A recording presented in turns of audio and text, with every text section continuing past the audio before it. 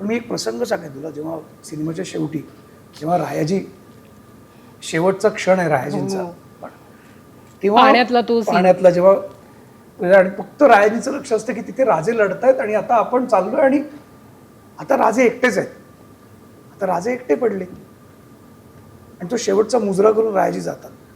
तेव्हा मला खरोखर फील झालं होतं ते की तिथे राजे एकटे आहेत आणि रायाजी किंवा आता आता मी चाललोय, राजाचा हाक मारून शेवटचा मुजरा की आता राजे काय करतील.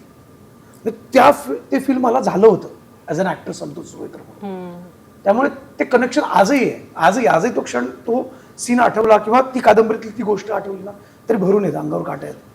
म्हणजे अनेक मुलाखती केल्यात संतोषच्या, पण इतकं भारावून तू सांगतोय, मला असं वाटतं ही पहिली वेळ असेल की तू इतकं त्या समरस झालेला आहे चित्रपटाच्या साठी किंवा त्या भूमिकेसाठी. कायम आहे. म्हणजे हा सिनेमा माझ्यासाठी, यापुढे पण अनेक सिनेमे मी करीन, याआधीही केले आहेत, पण या सिनेमाचं एक वेगळं स्थान आहे माझ्यासाठी, ते आयुष्यभर राहील.